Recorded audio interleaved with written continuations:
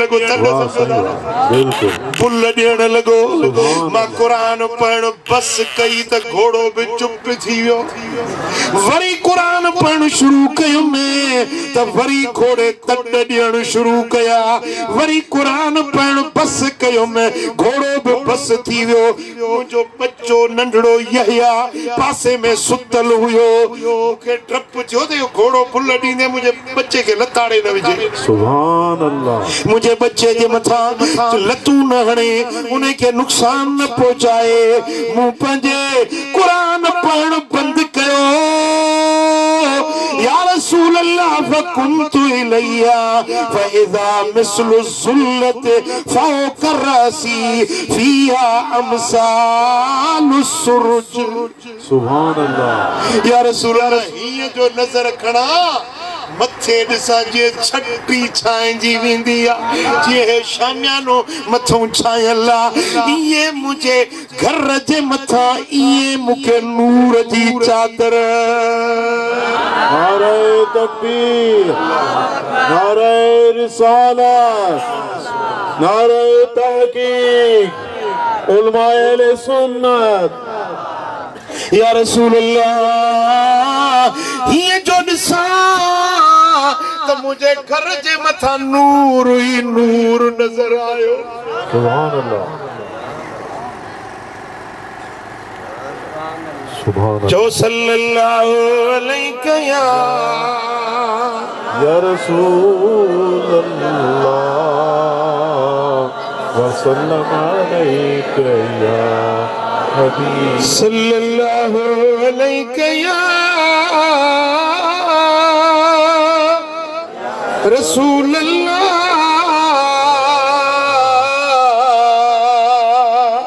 सल्लल्लाहु अलैहि या हबीब या रसूल अल्लाह ये जो दिसा त मुझे घर जे मथा नूर ही नूर सुभान अल्लाह छटरी छांजी विंदी ये रंग बिरंगी नूर जा चिमकार नजर आया सोना हबीब मु इहो मंजर रात ॾिठो फ़क़ाल रसूलुल्लाह सल्लल्लाहु अलैहि वसल्लम तिलकल मलाइकतु तस्तमिउ लक ए उसैद ये अल्लाह जा मलाइक हुया जेके तुंहिंजो कुरान ॿुधण जे लाइ आया हुया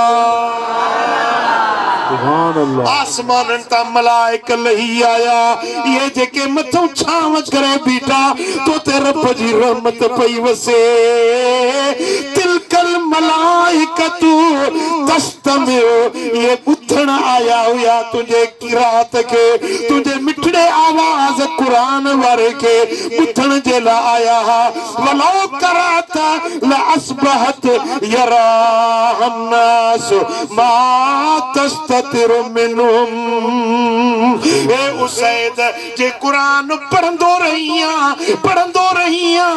बंद न करिया ये मलाइक बीठा हुजन सुबह जो सॼे मदीने जा माण्हू अखियुनि सां चे मलाइकनि खे ॾिसन सुभान अल्लाह ओ ये फरिश्ता मा तस्ततिर मिनहुम जेके लिकल हिने ज़ाहिरी अखियूं नथियूं ॾिसन पर अॼु तुझे कुरान जे करे मलाइकन पंहिंजा जलवा ॾेखारिया जे पढ़ंदो रही ये मलाइका इहे ई जलवा ॾेखारींदा रहंदा पूरे मदीने जा नंढा वॾा मर्द न्याणियूं सभई अचे मलाइकन खे अखियुनि सां ॾिसन सुभान अल्लाह ए उसैद जिते कुरान पढ़बो इन घर जे मथा इहे मलाइक रहमत जी छाव करे पर में मिलाए बीहंदा सुभान अल्लाह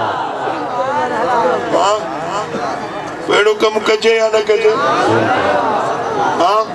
बिल्कुल मिठा पंहिंजे घर में कुरान पढ़ो त ख़ैर ऐं बरकत नाज़िल थींदी सुभान अल्लाह जे घर में कुरान पढ़बो आ न शैतान बोरियो बिस्तर गोल करे भजंदो चवंदो हिते मुंहिंजी जाइ न आहे बिल्कुल वाह दिलबर सही जे घर में कुरान ना है, जे घर में नमाज ना है, शैतान इंदो आ न पेरी दरवाजे तो छाती पाइंदो। को नमाज में तो कोने, को कुरान तो कोन दो पढ़े। जे दिसंदो तो केर कुरान पढ़ण वारो कोने न को नमाज पढ़ण वारो आ, चलो यो थई मुजो घर। ई आहे मुझे रहण जी जाय। खाई तु सुबेतो, पियं तु सुबेतो, रहं तु सुबेते। हाणे मानी ठाहे अजो तो रखे, खाए तो पेट भरजेस न तू। वाला घणी कंदा मोबाइल के छड मुझा जानी।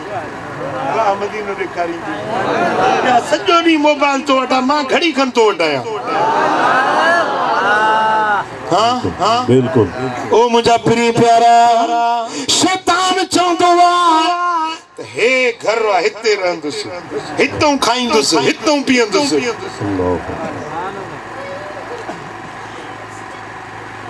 पर जे घर में नमाज पढ़बी आ, जे घर में कुरान पढ़बो आ, जे घर में मदीने वारे ते दुरूद सलाम पढ़बो आ, शैतान चवंदो पंहिंजे साथियुनि खे भॼ त भॼो। हिते असांजे रहण जी भेणी न आहे, हिते न रही सघबो। हे जेको कुरान थो पढ़े सो मूंखे तीर थी था चुभनि। हिन जाइ ते न मूंखे रोटी मिलंदी, न मानी मिलंदी, न सुम्हण जो आराम जो घड़ी मिलंदी। हाणे हल त रमू वारे घर हलो, जिथे न नमाज़ न रोज़ो। कोल्ही ऐं मेघवाड़ जे घर में, मुसलमान जे घर में फर्क कहिड़ो आहे? मेघवाड़ नमाज न पढ़ंदो, कोल्ही जे घर में नमाज न हूंदी आहे, भील जे घर में नमाज न हूंदी आहे, मुसलमान जे घर में कुरान, नमाज, ज़िक्र, दुरूद ऐं सलाम जी झुंगार। सल्लल्लाहु अलैहि या रसूल अल्लाह वसल्लम अलैहि या हबीब। सुभान अल्लाह। रब जा एकड़ा मलाइक हन, उन्हनि खे रब ड्यूटी ॾिनी आहे। ड्यूटी छा? ड्यूटी केड़ी ड्यूटी आ? उहे मलाइक, उहे फरिश्ता सुबह जो भी हलंदा, शाम जो भी हलंदा, घर घर में। जे घर में कुरान पढ़बो, जे घर में दुरूद पढ़बो, उन्हे घर में अची रहमत वसाईंदा। रहमत।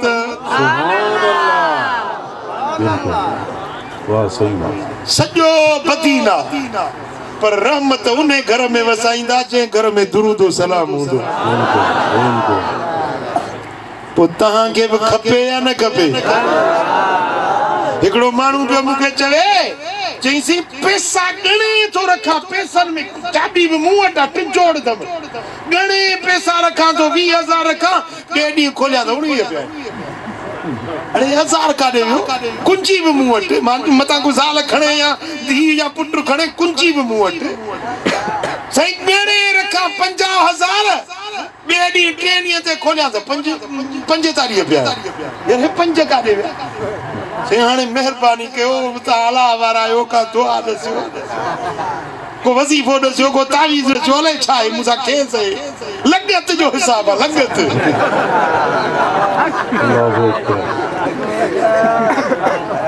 पासे में मस्जिद हुजेस, मुझे ही चाहे मुनारो छाजो आहे, चई मस्जिद आहे, मुझो विंदो ही मस्जिद में, नमाज पढ़ंदो ही। चनसी नमाज कोन पढ़ंदो, बोला घर में पढ़ंदो ही नमाज, किसी मस्जिद में कोन थो वञे, घर में रेड़ो सदोरो किथे आहे। मुझो पुत्र या लगत भी कोने, लगत तुझी सिर खा पंजी पान सा लगी थई। तो अल्लाह जो दर छडे दिनो आ, रब जो घर छडे दिनो आ।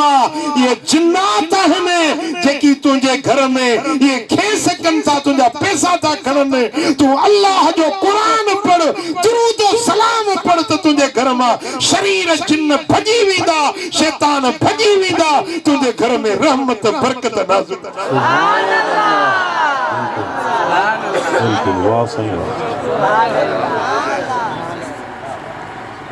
किबला साईं मुझे मुर्शिदन करीमन वठी हिकिड़ो माण्हू वठी आया, गाटो पियो लगे साईं जन जे अॻियों आंदो। साईं हिन खे चिन्ह हाले छा आहे, कंध पियो तो हणे। केॾी महिल बेहोश थी थो वञे, केॾी महिल क़ुरान थो पढ़े, आहे बिल्कुलु ठुपण पढ़ियल, क़ुरान वरी ईअं थो पढ़े जीअं कारी पढ़ंदा आहिनि। साईं जन जे अॻियो वेठो, चुप थियो। साईं जन फरमाइश त नालो छा अथई? चईं मुंहिंजो नालो आहे मोहम्मद अली। यार नालो त भलो अथई, केरु आहीं? चईं मां जिन आहियां, मां तव्हांजो मुरीद आहियां। पोइ हिन खे छो वरितो अथई? चईं हे निमाज़ निभागो नथो पढ़े, निमाज़ नथो सदाए तव्हांजो मुरीद थो पर निमाज़ नथो पढ़े, तॾहिं मूं वरितो अथमांसि। अॼु मूंसां वाइदो करे निमाज़ पढ़ंदो, मां वरी न ईंदुसि। पोइ हज़रत साईं जन पुछियुसि त भला तव्हां रहंदा किथे? चईं हिते इंसाननि सां गॾु रहंदा आहियूं असां, तव्हांजे घरनि में, माण्हुनि जे घरनि में रहंदा आहियूं। साईं जन पुछियो त खाईंदा किथां आहियो? चईं ज़ालूं जेॾी महिल पाण में झेड़ो कंदियूं आहिनि न, असां अटो बूटियूं कपिड़ा लटा चुराए वेंदा।